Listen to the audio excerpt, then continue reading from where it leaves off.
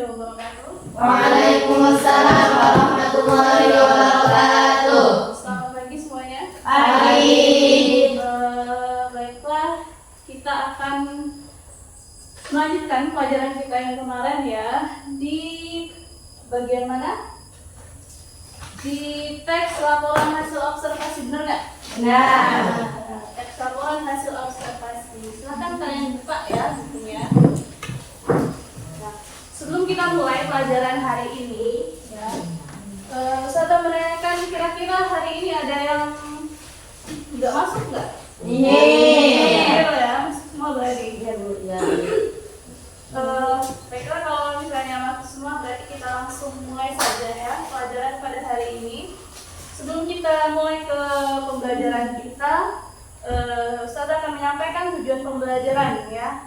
Jadi ada 3 tujuan pembelajaran hari ini.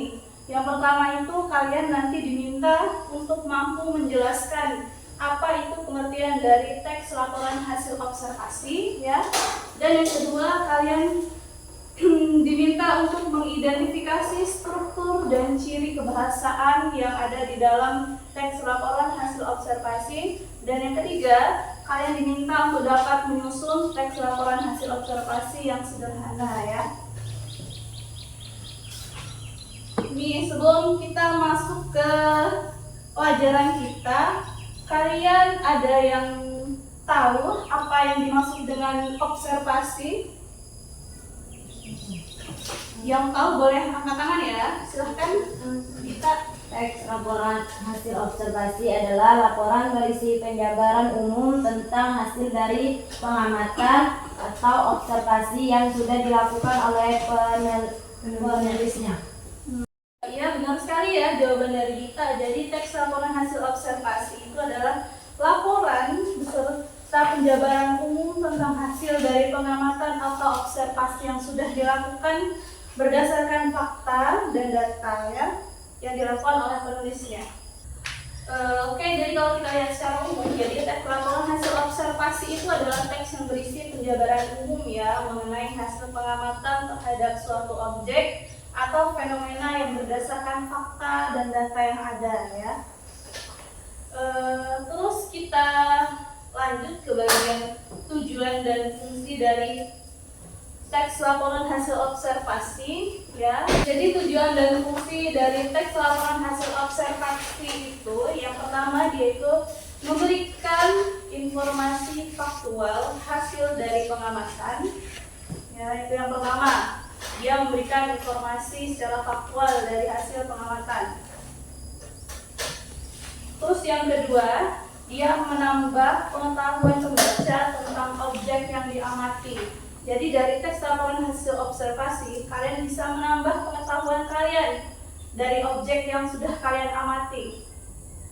Misalnya kalian sedang mengamati tentang pohon kelapa. Awalnya kalian nggak tahu pohon kelapa itu kegunaannya apa.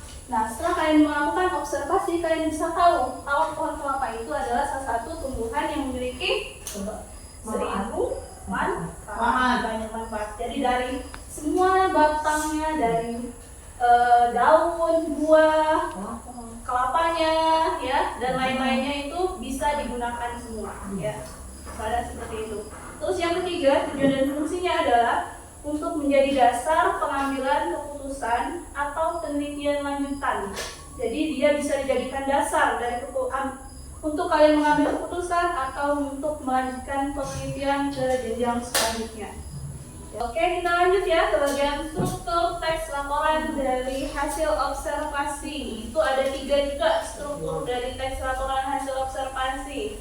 Yang pertama itu dia ada pernyataan umum. Nah, pernyataan umum itu dia berisikan tentang definisi atau klasifikasi objek. Ya. Terus yang kedua itu ada deskripsi bagian yang berisikan tentang penjelasan rinci setiap aspek objeknya. Jadi dijelaskan secara rinci suatu objek itu. Terus yang ketiga, deskripsi manfaat itu dia berisi tentang fungsi atau peran objek bagi kehidupan. Ya, apa manfaatnya, fungsinya untuk apa, dan dia berperan apa dalam kehidupan kita ya. Ada 3 jadi, ada pernyataan umum, deskripsi bagian, dan deskripsi manfaat. Ya, ada 3. Terus kita lanjut ke bagian ciri kebahasaan dari teks laporan hasil observasi. Dia ada 4. Yang pertama dia menggunakan kalimat definisi atau deskriptif. Ya, definisi itu pengertian ya. Deskriptif itu adalah penggambaran tentang objek. Terus yang kedua, dia menggunakan kata benda umum dan istilah ilmiah.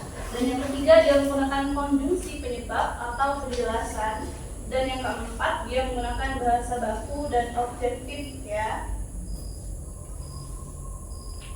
Batas itu ada yang ingin ditanyakan? Tidak ada? Paham? Paham. Kita lanjut lagi tuh.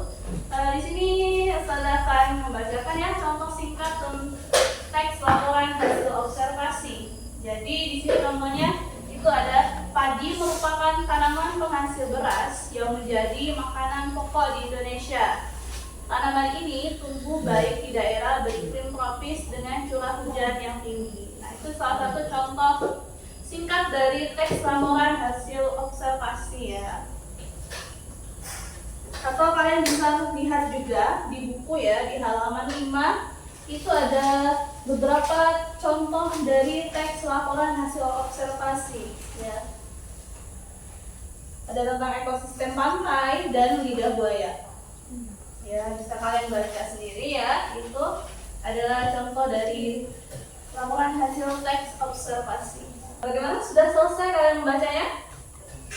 Sudah selesai kalian membacanya? Sudah. Oke, kalau sudah selesai, kita lanjut ke langkah menulis teks laporan hasil observasi ya. Jadi kita akan nanti membuat teks laporan hasil observasi kalian sendiri. Jadi kalian akan membuat teks laporan hasil observasi kalian sendiri secara berkelompok nanti ya. Dan kalian bisa mengobservasi atau meneliti sesuatu yang ada di sekitar kita. Boleh itu mungkin bunga atau pohon-pohon yang ada di sekitar kelas kalian ya. Sebelum itu kita mempelajari dulu apa saja langkah-langkah yang bisa dilakukan untuk menulis teks laporan hasil observasi. Di sini ada 4 ya langkah-langkah menulis teks laporan hasil observasi.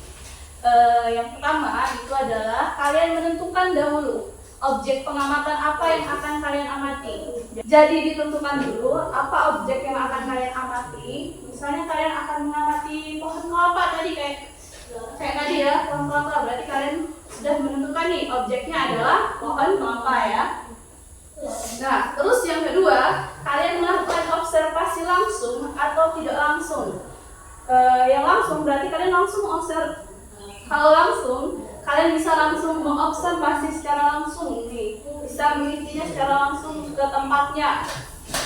Menelitinya secara langsung pohon kelapanya. Kalau secara tidak langsung, berarti kalian bisa mungkin dari internet ya, menggunakan data-data dari internet seperti itu.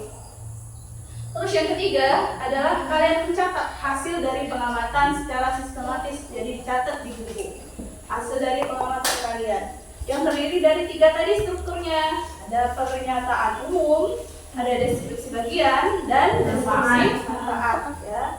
Terus yang keempat adalah kalian menyusun teks dengan struktur dan bahasa yang tepat. Dan itu yang terakhir ya. Jadi disusun teksnya dengan struktur tadi dan menggunakan bahasa yang tepat, yang baku dan objektif. Gitu ya. Bagaimana sampai di sana? Apakah kalian sudah paham? Paham. Apakah ada yang ingin ditanyakan? Ada yang belum paham mungkin? Boleh ditanyakan yang belum paham? Tidak ada? Paham semua ya? Kalau paham semua, sekarang kita akan melakukan observasi ya. Dan Ustazah akan membuatkan kalian menjadi 3 kelompok. Jadi kalian nanti langsung silahkan duduk ke kelompok kalian ya, buat jadi satu meja.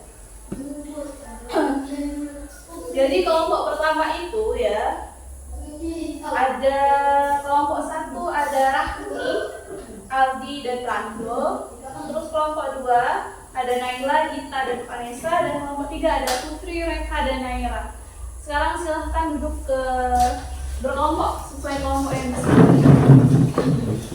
duduk di kelompoknya masing-masing ya. Saya akan menyampaikan apa yang akan didiskusikan ya. Jadi yang pertama kalian pilih dulu nih objek apa yang akan kalian amati bersama kelompoknya ya. Terus kalian lakukan observasi dan catat di buku kalian. Terus yang keempat, silahkan susun teks laporan hasil observasinya berdasarkan hasil pengamatan dari kalian. Terus yang kelima, yang terakhir, kalian nanti akan diminta untuk mempresentasikan hasil laporan kalian di depan kelas ya. Paham? Paham. Nah, dan nanti akan dipresentasikan itu adalah salah satunya tentang pernyataan umum tentang mengenai analisis struktur teks laporan hasil observasi kalian. Nah, nanti itu didiskusikan di dalam kelompok ya. Silakan diskusikan nanti ketika kalian selesai membuat teks laporan hasil observasi, silakan diskusikan di dalam kelompok, analisiskan struktur teks laporan hasil observasi kalian. Jadi pernyataan umumnya, deskripsi bagiannya, dan deskripsi manfaatnya. Kalau sudah selesai, nanti kita presentasikan di depan kelas. Paham? Paham. Baiklah, kalau gitu silahkan ya kalian untuk mengobservasi ya sesuatu yang ada di lingkungan sekitar kelas ini saja ya. Silahkan kalian lakukan penelitian.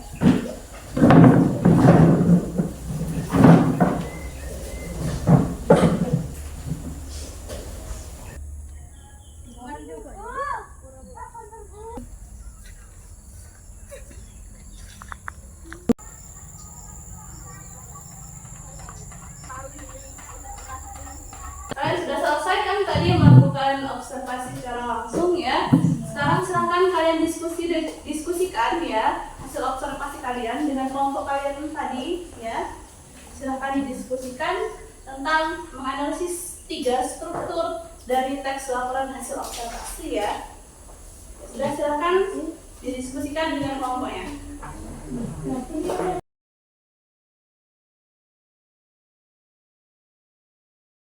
Gimana? Apakah ada yang tidak penting?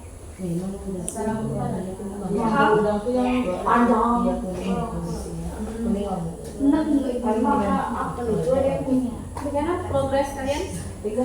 Baik. Bagus.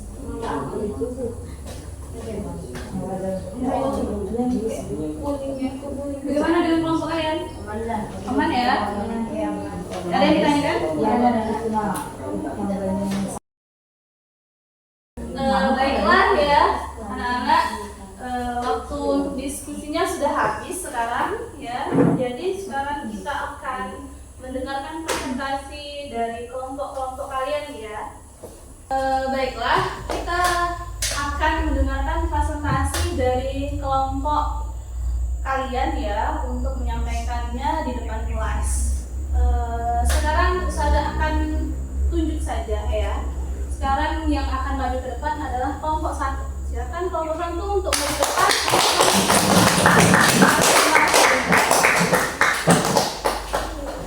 Selamat datang di umum. Berdiri aja.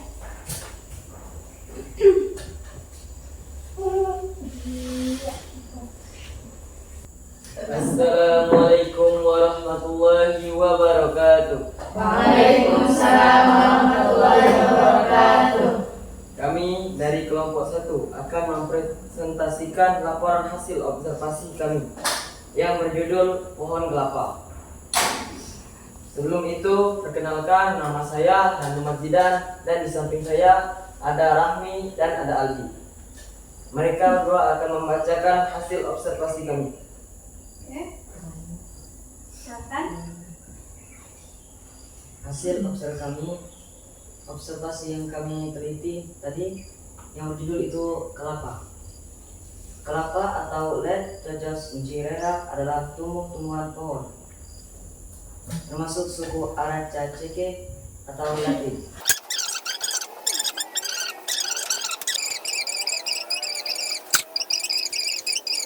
Sudah selesai? Selesai ya? semuanya, apakah ada yang ingin ditanyakan atau ada yang ingin menyanggah dari presentasi teman-temannya yang di depan? Oke, silakan dari kelompok berapa kamu? Kelompok 2. Oke, dari kelompok 2 ya. Apa saja ancaman bagi pohon kelapa? Nah, apa saja ancaman dari pohon kelapa? Ancaman bagi pohon kelapa adalah penyakit hama dan perubahan iklim. Oke, jadi ancamannya adalah penyakit hama, adalah penyakit, ada hama, dan juga dari perubahan iklim. Itu ancaman untuk pohon kelapa ya. Ada lagi nggak yang ingin bertanya? Oke, silakan Putri. Dari kelompok berapa? Kelompok 3. Kelompok 3. Oke, kelompok 3 silakan. Bagaimana cara merawat pohon kelapa agar tetap sehat? Bagaimana cara merawat pohon kelapa agar tetap sehat? Cara merawat pohon kelapa adalah dengan menyiramnya secara teratur, memberikan pupuk dan memangkas daun-daun yang kering. Jadi dengan menyiramnya secara teratur, memberikannya pupuk dan memangkas daun-daun yang kering, itu caranya ya untuk merawat pohon kelapa. Jadi cukup simpel ya. Sudah? Apakah kalian sudah paham dengan jawaban dari teman-temannya? Sudah puas? Puas. Oke, kalau kalian sudah cukup dengan jawaban dari teman-temannya, tidak ada lagi pertanyaan, silahkan ditutup ya. Terima kasih kepada teman. Itulah hasil observasi kami dan saya tutup. Assalamualaikum warahmatullahi wabarakatuh. Waalaikumsalam warahmatullahi wabarakatuh.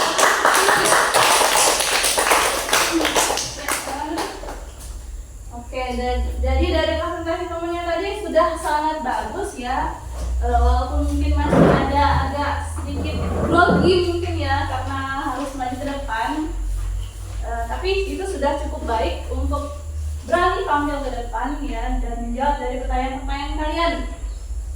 Kesimpulan dari diskusi teman kalian yang berasal dari kelompok 1 ya, kalau misalnya pohon kelapa itu merupakan pohon yang memiliki 1000 manfaat ya kan, mulai dari batangnya yang bisa dijadikan mungkin jembatan atau lain-lain ya, daunnya yang bisa dijadikan lidi, buahnya ya, batok kelapanya, sabutnya, semuanya bisa dimanfaatkan ya dari pohon kelapa itu. Seperti itu. Dan juga perawatannya juga cukup mudah ya. Kadang juga nggak dirawat dia bisa tumbuh. Ya kan? Banyak di sekitar kayaknya ini sudah banyak banget pohon kelapa ya.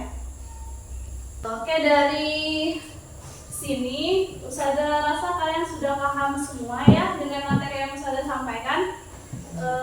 Untuk sebelum kita menutup pelajaran hari ini ya, Ustazah akan menyampaikan kesimpulan apa yang bisa kalian ambil dari pelajaran hari ini. Jadi kesimpulannya adalah teks laporan hasil observasi merupakan teks yang berisi penjabaran atau hasil pengamatan tentang suatu objek secara sistematis, faktual, dan objektif. Melalui pembelajaran ini, jadi kalian bisa mampu memahami pengertian dan tujuan dari teks laporan hasil observasi ya, yaitu untuk menyampaikan informasi hasil pengamatan, yaitu untuk menyampaikan informasi hasil pengamatan secara jelas dan akurat. Itu yang pertama ya. Terus yang kedua, kalian dapat mengidentifikasikan struktur dari teks laporan hasil observasi, yaitu pernyataan umum, deskripsi bagian, dan deskripsi manfaat ya. Terus yang ketiga, kalian dapat menentukan juga ciri dari kebahasaan teks laporan hasil observasi, seperti penggunaan kalimat kalimat definisi, istilah ilmiah, dan kata kerja material ya, seperti contoh dari kelompok 1 tadi ya. Mereka sudah bagus, sudah bisa menggunakan kalimat definisi, istilah ilmiah, dan kata kerja yang material ya. Terus yang keempat, kalian juga mampu menyusun teks laporan hasil observasi sederhana dengan bahasa efektif dan sesuai dengan kaidah kebahasaan ya. Intinya, pembelajaran ini menumbuhkan kemampuan kalian untuk menulis dan memahami teks ilmiah sederhana yang berdasarkan berdasarkan hasil pengamatan nyata dari kalian sendiri ya. Untuk mengakhiri pelajaran hari ini, terima kasih sebelumnya atas perhatian kalian dan semangat kalian hari ini. Ustazah akhiri, wassalamualaikum warahmatullahi wabarakatuh. Waalaikumsalam warahmatullahi wabarakatuh.